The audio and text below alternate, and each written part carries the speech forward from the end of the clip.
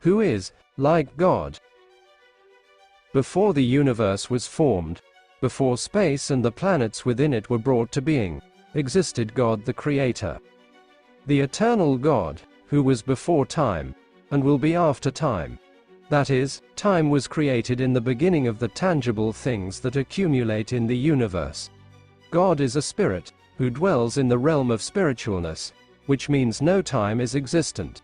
In the spiritual realm, there is no difference to the equivalent of 1,000 years, and 1 year. There is no duration in the spiritual realm. Everything within it is, and will always be eternal. God formed the universe, with its contents of planets and so forth. These planets were formless, and had no tangible basis. The earth was also in this form. In Genesis chapter 1 verse 2, the earth is described as void and without form. This could be used to describe the planets currently in our solar system. In chapter 1 verse 3, we see God begin on this planet which we know now as Earth, the only planet that is livable for all living things. This process began, and was completed in 6 earthly days. Not 6,000 days or 6,000 years, but 6 days, as the words of God states.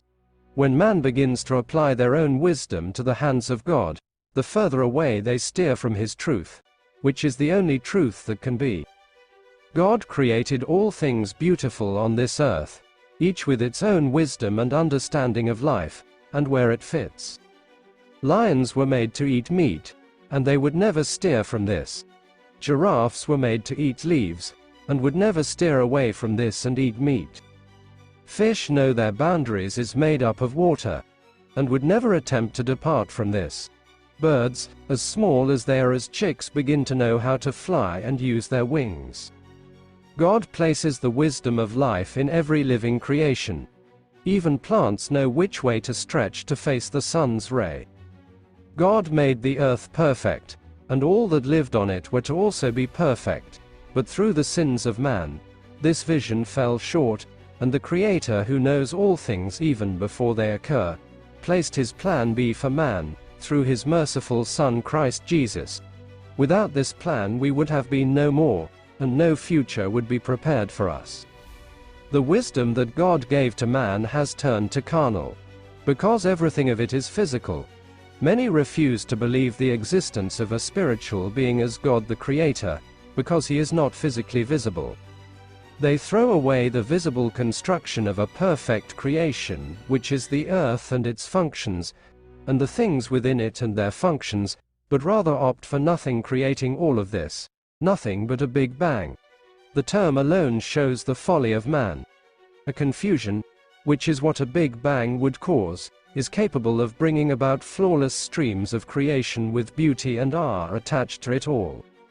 When I was younger I used to love party poppers, which resulted in a Big Bang, and what followed after was not an orderly account, but rather a pile of mess that would drop to the ground.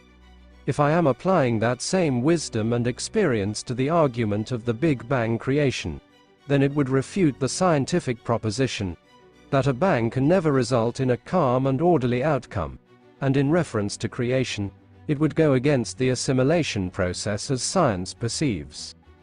One wonder which we need to focus on, man has opted not to do. The ors and ahs of this world and the universe is accredited to only one being, that is Yahweh Jehovah God, who will rebuild it in accorded time. This earth will pass away in God's time, not in climate change time or man's time, but in the Creator's appointed time. Whether man believes this or not, does not prevent it being so.